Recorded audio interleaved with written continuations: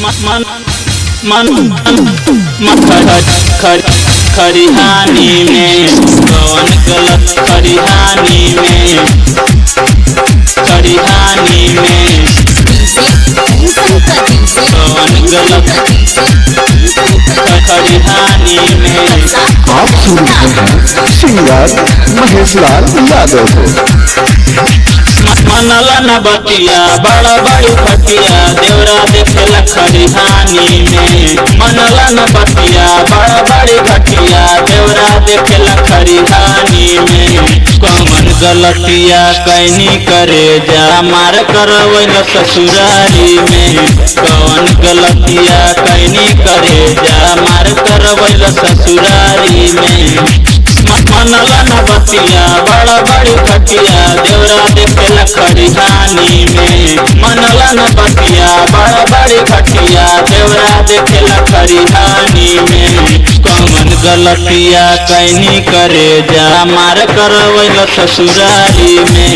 कौन गलतिया कैनी करे जा मार करवैल ससुरारी में। मन मन खरिहानी में कौन गलत खरिहानी में खरिहानी में कौन गलत खरिहानी में।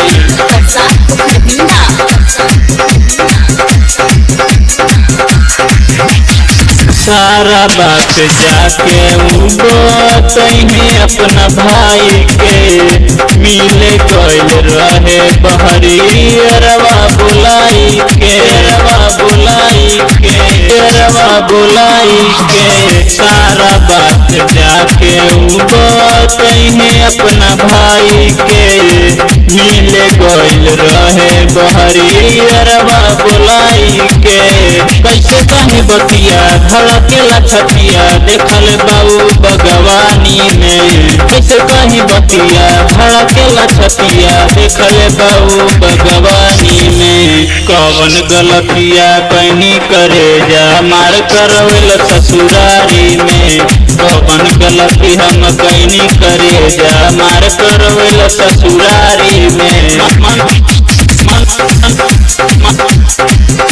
खरिहानी में कौन गलत खरिहानी में खरिहानी में कौन गलत खरिहानी में।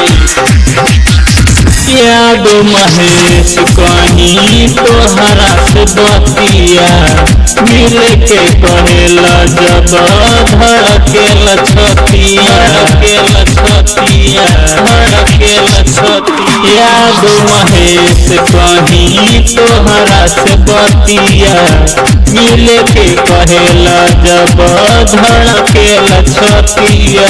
पंकज बताई राजसन समझाई देखत सुतावेला मचानी पर।